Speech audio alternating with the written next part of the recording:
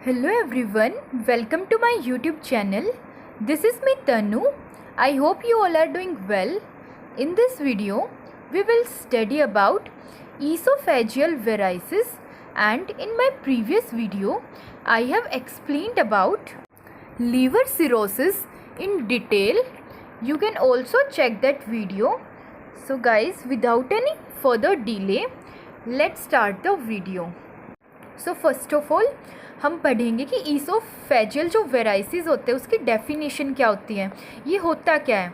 So oesophageal varices is the dilation of vein of the oesophagus because these veins are fragile and dilate easily when pressure increase. So oesophageal varices क्या होता है, इसके अंदर जो oesophagus की जो when होती हैं उनका डायलेशन हो जाता है. ठीक है, जो ईसोफेगस की जो वेन होती है वो फ्रेंगाइल होती है. ठीक है, ईजली वो डायलेट हो सकती है जब प्रेशर कितना हो जाए, जब पोर्टल वेन का जो प्रेशर होगा वो मोर देन 12 mmHg से ज़्यादा हो जाएगा, तब ये जो वेन होगी वो डायलेट हो जाएंगी. ठीक है, और इन जो ईसोफेगस की जो वेन होती है इनका जो डायलेशन होता है यही होता है ईसोफेजियल वेराइसिस. एंड ये एक मेडिकल एमरजेंसी कंडीशन होती है जिसका इमीडिएट ट्रीटमेंट होना बहुत ही ज़्यादा ज़रूरी होता है पेशेंट की लाइफ को सेव करने के लिए. Next we will study about causes of esophageal varices. So first most important cause क्या होता है, increase portal vein pressure. So जो पोर्टल वेन होती है जब उसका प्रेशर इंक्रीज़ हो जाता है तब देखने को मिलता है oesophageal varices. Second one is liver cirrhosis.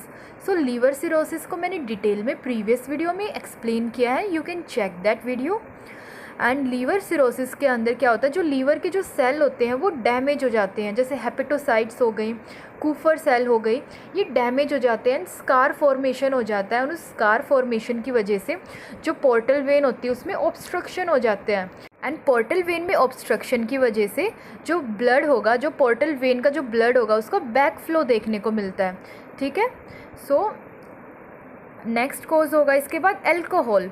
सो जब पर्सन एक्सेसिव अल्कोहल कंज्यूम करने लग जाता है तो उसकी वजह से भी ईसोफेजियल वेराइसिस देखने को मिल सकते हैं. ठीक है, डायलेशन देखने को मिल सकता है जो वेन होगी उसका.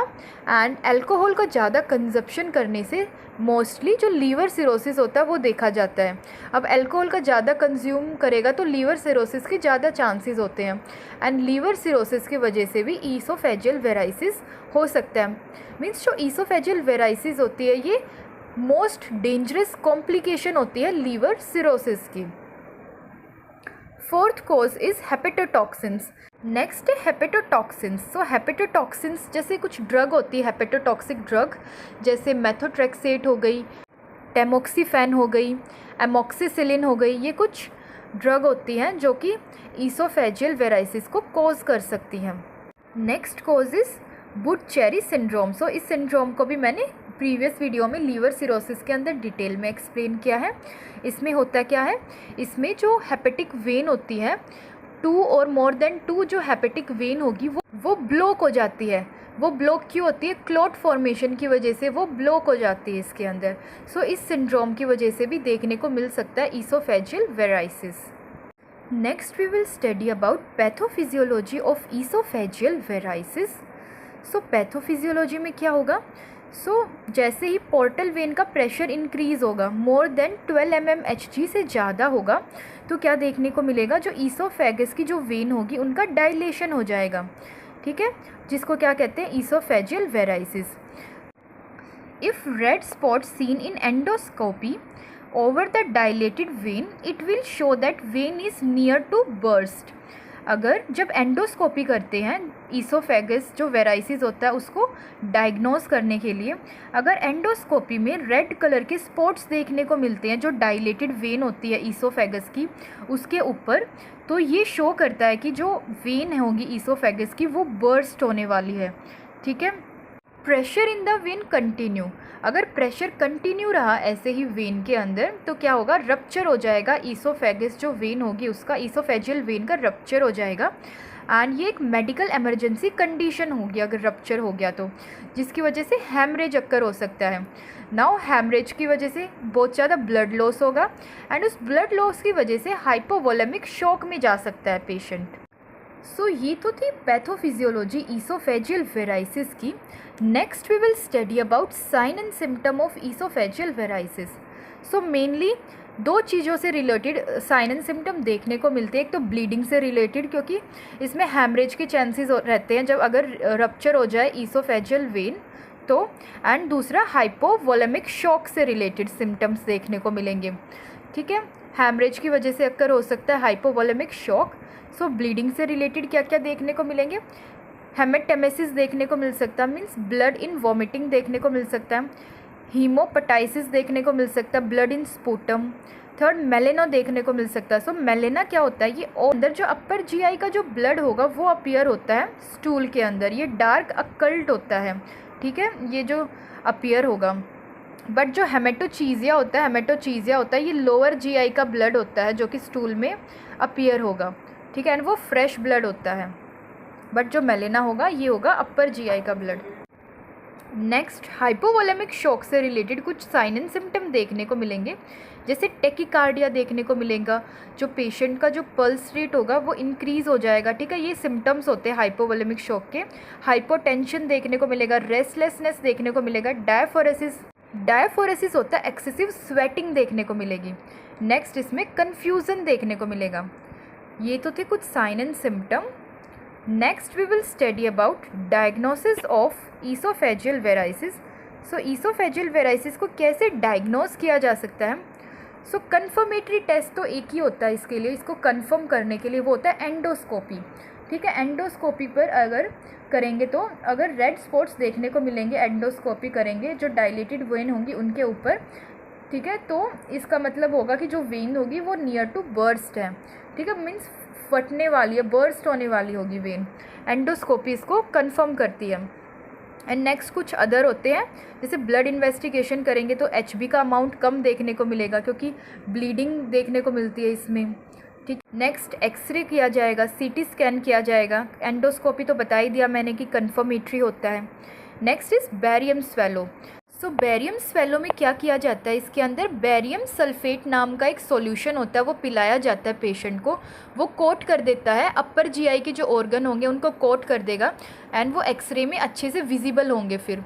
ठीक है, तो अपर जो जीआई ट्रैक होगा उसको विजुअलाइज करने के लिए एंड मोस्टली जो ईसोफेजियल वेराइसिस है उनके जो वेन्स है उनको देखने के लिए कि वो डायलेटेड हुई है या नहीं, तो उसके लिए किया जाता है barium swallow. And barium enema किया जाता है लोअर जीआई के ऑर्गन को देखने के लिए, बट इसमें किया जाएगा बेरियम स्वेलो। नेक्स्ट, जो पोर्टल वेन का प्रेशर होगा उसको मेज़र करने के लिए मैनोमीटर का यूज़ किया जाएगा। ठीक है, मैनोमीटर का यूज़ किया जाता है ईसोफेग जो पोर्टल वेन का जो प्रेशर होगा उसको चेक करने के लिए। एट लास्ट, डॉपलर यूएसजी किया जा सकता है, डॉपलर अल्ट्रासाउंड किया जा सकता है। And now we will study about management of esophageal varices. So esophageal varices क्या था, इसके अंदर डायलेशन हो जाता है जो वेन्स होती है ईसोफेगस की, क्योंकि जो वेन्स होती है ईसोफेगस की वो फ्रेंगाइल होती है। ठीक है, जैसा कि मैंने पहले भी बताया था, ये ईजिली डायलेट हो जाती है जब प्रेशर होता है, पोर्टल वेन का जो प्रेशर होता है वो 12 mmHg से ज़्यादा हो जाता है। ये कि मेडिकल एमरजेंसी कंडीशन होती है। ठीक है, नाउ अब इसको कैसे मैनेज कर सकते हैं, मेडिकली कैसे मैनेज कर सकते हैं। सो फर्स्ट इसके अंदर दिया जाता है सोमेटोस्टेटिन एनालॉग दिए जाते हैं। इसमें आते हैं ऑक्टीरियोटाइड। ऑक्टीरियोटाइड क्या करेंगे, ये वेजोकॉन्स्ट्रिक्शन कोज करते हैं। ठीक है, वेजोकॉन्स्ट्रिक्शन कोज करेंगे तो क्या होगा, जो ईसोफेजियल वेराइसिस के अंदर जो ब्लीडिंग होगी उसकी वजह से वो ब्लीडिंग स्टॉप हो जाएगी। Next, pitressin and vasopressin. So pitressin और जो वेजोप्रेसिन होते हैं ये एंटी डायरेटिक ड्रग होती हैं। ठीक है, एंड ये भी वेजोकॉन्स्ट्रिक्शन कोज करेंगी। ठीक है, जो हैमरेज की जो कंडीशन होगी ईसोफेजियल वेराइसिस के अंदर उसको प्रिवेंट करने में ये हेल्प करेंगी, वेसल्स को कॉन्स्ट्रिक्ट कर देंगी। थर्ड जो देंगे मेडिकल मैनेजमेंट के अंदर वो होंगी बीटा बीटा ब्लॉकर देंगे थर्ड पे। सो जो बीटा ब्लॉकर होगी इसके अंदर आती है मेडिकेशन, जैसे लेबिटालोल हो गई, प्रोपेनालोल हो गई, ठीक है। ये जो पोर्टल हाइपरटेंशन हो रखा है उसको डिक्रीज़ करने में ये हेल्प करेंगी बीटा ब्लॉकर मेडिकेशन। नेक्स्ट इसके अंदर दी जाती है प्लाज्मा एक्सपेंडर्स, जैसे एल्ब्यूमिन हो गया, हाइपरटोनिक सॉल्यूशन दिया जाता है, ठीक है, इसको ट्रीट करने के लिए। नेक्स्ट दिया जाता है FFP, free frozen plasma, and cryoprecipitate भी दिया जा सकता है। इनके अंदर क्लॉटिंग फैक्टर प्रेजेंट होते हैं जो कि ब्लड को क्लॉट करने में हेल्प करते हैं एंड जो ब्लीडिंग का जो चांसेस होते हैं ज़्यादा उसको रिड्यूस करते हैं। नेक्स्ट विटामिन के दिया जाएगा, ठीक है। विटामिन के भी क्या करेगा, ब्लीडिंग को स्टॉप करने में हेल्प करेगा। नेक्स्ट इसके अंदर ट्रांसमिक एसिड दिया जाता है। सो ये भी जो ब्लीडिंग होगी ईसोफेजियल वेराइसिस के अंदर, जो वेन होगी ईसोफेगस की उसके रप्चर होने की वजह से, तो उस ब्लीडिंग को ठीक करने के लिए, ठीक है, उसको कंट्रोल करने के लिए ये दिया जाता है। Next anti emetic medication. So ये सिम्टोमेटिक मैनेजमेंट के लिए दी जाती है इसके अंदर। अगर वॉमिटिंग अक्कर होती है, ठीक है, हेमेटेमेसिस जैसी कंडीशन अक्कर होती है तो उसमें ये दी जाएगी। नेक्स्ट IV फ्लूइड, एंड क्योंकि इसके अंदर फ्लूइड लॉस हो जाता है बहुत ज़्यादा, ठीक है, तो इसलिए IV फ्लूइड भी दिया जाता है। Next we will study about nursing management.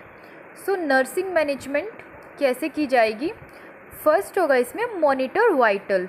सो जो वाइटल होंगे पेशेंट के उसको प्रॉपरली मॉनिटर करना है, ठीक है, एंड देन उनको रिकॉर्ड करना है properly. Second is left lateral sideline position to prevent aspiration. Patient को लेफ़्ट लेटरल साइडलाइन पोजीशन देनी है ताकि एस्पिरेशन के चांसेस डिक्रीज़ हो सकें, प्रिवेंट हो सकें। कीप पेशेंट NPO, पेशेंट को NPO रखना है, ठीक है। अगर HB लो होगा तो ब्लड ट्रांसफ्यूज़न किया जा सकता है। ऑटो एडवाइस बाय HCP, अगर जो हेल्थ केयर प्रोवाइडर है HCP उसने अगर ऑटो एडवाइस किया है तो ऑक्सीजन थेरेपी दी जाएगी पेशेंट को। आई सलाइन इरिगेशन। सो आई सलाइन इरिगेशन क्या होता है, ये वेजोकॉन्स्ट्रिक्शन कॉज करता है, ठीक है, इससे वेजोकॉन्स्ट्रिक्शन कॉज होगी और जो ब्लीडिंग होगी वो स्टॉप होने में हेल्प होगी। ये NG ट्यूब की हेल्प से किया जाता है। Next we will study about surgical management. So कैसे सर्जिकली मैनेज किया जा सकता है ईसोफेजियल वेराइसिस को। First one is balloon tamponade. So balloon tamponade में क्या आता है, सो इसके अंदर 3 ट्यूब्स आती हैं जिनका यूज़ किया जाता है। फर्स्ट होती है लिंटन का यूज़ किया जा सकता है, देन आती है Sengstaken Blakemore tube, and third one is Minnesota tube. So जो लिंटन होती है ये एक डबल ल्यूमन ट्यूब होती है, होते हैं। एक ल्यूमन होता है गैस्ट्रिक सक्शन पोर्ट के लिए, ठीक है, सक्शन के लिए होता है एक, और दूसरा होता है बलून को इन्फ्लेट करने के लिए पोर्ट होता है, दूसरा पोर्ट होता है। देन नेक्स्ट जो सैंग्स्टेकन ब्लैकमोर ट्यूब होती है, ये मोस्ट कॉमन ट्यूब होती है जो यूज़ की जाती है ईसोफेजियल वेराइसिस के अंदर। सैंग्स्टेकन ब्लैकमोर ट्यूब होती है जो, इसके अंदर 3 ल्यूमन होते हैं, ठीक है। एक होता है गैस्ट्रिक बलून इन्फ्लेशन पोर्ट होता है इसके अंदर, एक होता है oesophageal balloon inflation port, and एक होता है एस्पिरेशन के लिए होता है एक, ठीक है, पोर्ट। सो ऐसे 3 हो गए इसके अंदर। देन लास्ट होती है मिनेसोटा ट्यूब, इसके अंदर 4 ल्यूमन होते हैं। एक होता है गैस्ट्रिक बलून इन्फ्लेशन पोर्ट, एक होगा oesophageal balloon inflation port, third one is gastric suction port, and fourth one होगा ईसोफेजियल सक्शन पोर्ट, ठीक है। सो इन ट्यूब्स का यूज़ किया जाता है सर्जिकली मैनेज करने के लिए। सो बलून टैम्पोनेट के अंदर इनका यूज़ किया जा सकता है, इन तीनों में से किसी भी ट्यूब का, ठीक है। एंड जो बलून टैम्पोनेट होता है इसको ईसोफेगस में इंट्रोड्यूस किया जाता है ताकि जो ब्लीडिंग है वो स्टॉप हो सके। नेक्स्ट जो सैंग्स्टेकन ब्लैकमोर ट्यूब होती है, ये जो ट्यूब होती है इंसर्ट की जाती है बाय नोज़ और माउथ अंडर एनेस्थीसिया और सेडेशन। सो इसके अंदर सेडेशन या एनेस्थीसिया दिया जाता है पेशेंट को, ये ट्यूब माउथ या नोज़ के थ्रू इंसर्ट की जा सकती है। The pressure in the esophageal balloon should be less than 40 mm Hg to prevent ischemia और necrosis। एंड जो प्रेशर होना चाहिए ईसोफेजियल बलून का सैंग्स्टेकन ब्लैकमोर ट्यूब में, ये less than 40 mm of Hg होना चाहिए ताकि जो इस्चीमिया और नेक्रोसिस है उसको प्रिवेंट किया जा सके। Frequently in small interval you should release the pressure of the esophageal balloon to prevent necrosis। And small intervals में जो प्रेशर होता है ईसोफेजियल बलून का उसको क्या करना है, रिलीज़ करते रहना है, ठीक है, ताकि जो नेक्रोसिस के चांसेस है उसको डिक्रीज़ किया जा सके। एंड पेशेंट के बेड साइज सीजर होनी चाहिए, ठीक है, प्रेजेंट होनी चाहिए, ताकि अगर रेस्पिरेटरी डिस्ट्रेस अक्कर हो तो पेशेंट उसको कट कर दे ट्यूब को। पेशेंट को पहले ही बता देना है कि जो ये सीज़र है, सीज़र का यूज़ करके अगर आपको कभी भी रेस्पिरेटरी डिस्ट्रेस फील हो तो इसको कट कर देना है ट्यूब को। एंड इस ट्यूब की वजह से कुछ कॉम्प्लिकेशन अक्कर हो सकती है, जैसे oesophagitis, oesophageal ulceration and tracheal stenosis occur हो सकता है। नेक्स्ट सर्जिकल मैनेजमेंट होता है ईसोफेजियल वेराइसिस के अंदर एंडोस्कोपिक स्कैलरोथेरेपी। सो इसमें क्या होता है, with the help of endoscope visualise the bleeding. Endoscope की हेल्प से विजुअलाइज किया जाता है, देखा जाता है ब्लीडिंग को, इसमें एंडोस्कोप का यूज़ किया जाता है। Then inject sclerosing agent around the bleeding varices, it will form scar. So कुछ स्कैलरेटिंग एजेंट होते हैं उनको इंजेक्ट किया जाता है, जो ब्लीडिंग वेराइसिस होते हैं, जो ब्लीड कर रही होती है ईसोफेजियल वेराइसिस, उनके अराउंड वेराइसिस होते हैं, या ईसोफेजियल वेराइसिस वाला जो एरिया होता है उसके अराउंड इसको इंजेक्ट किया जाता है। देन ये क्या करता है, ये स्कार को फॉर्म कर देते हैं ये स्कैलरोटिक एजेंट, एंड जिससे ब्लीडिंग स्टॉप हो जाती है। सो जो स्कैलरोटिक एजेंट है इसके कुछ एग्जांपल है, जैसे एथेलोमाइन ओलिएट, सोडियम टेट्राडेकाइल सल्फोनेट, हाइपरटोनिक सेलाइन। सो ये इसके कुछ एग्जांपल हैं, ठीक है, ये स्कार को प्रोड्यूस करेंगे। सो थर्ड जो सर्जरी की जाती है इसके अंदर वो होती है endoscopic ligation. So endoscopic ligation क्या होता है, इसमें जो with the help of endoscopic visualise the bleeding varices.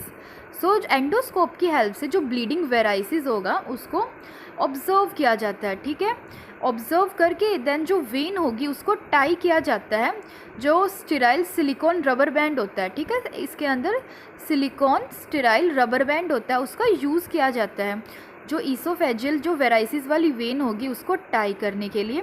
Then after 3 to 7 days के बाद क्या होगा, vein will shed off and out with the stool. So 3 to 7 days के बाद जो वेन होगी वो अपने आप शेड ऑफ हो जाएगी एंड स्टूल के साथ बाहर निकल आएगी। सो जो लास्ट सर्जिकल मैनेजमेंट होता है ये होता है टिप्स। ये क्या होता है, ट्रांस जुगुलार इंट्राहेपेटिक पोर्टल शंट। सो इसके अंदर क्या होता है, it is USG guided process. ये एक यूएसजी गाइडेड प्रोसेस होता है, इसके अंदर कैथेटर को इंसर्ट किया जाता है जुगुलार वेन की हेल्प से, ठीक है। देन क्या होगा, it will pierce the inferior vena cava and reach to the hepatic vein.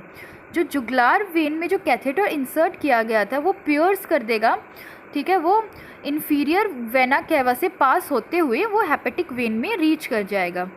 Then a shunt will be performed between portal vein and hepatic vein. Then portal vein के बीच में और हेपेटिक वेन के बीच में एक शंट फॉर्म किया जाता है, ठीक है। देन क्या होगा, it will shift the blood from portal vein to hepatic vein, and इस शंट की हेल्प से जो पोर्टल वेन का जो ब्लड होगा वो शिफ्ट हो जाएगा हेपेटिक वेन में। देन इससे डिक्रीज़ हो जाएगा जो प्रेशर होगा पोर्टल वेन का, ठीक है। सो ये थे कुछ surgical management. So guys next video के अंदर हम GERD के बारे में पढ़ेंगे डिटेल में। And thank you for watching my video. If you really liked my video, then don't forget to like and subscribe to my channel and also hit the bell icon to get notification of my next video.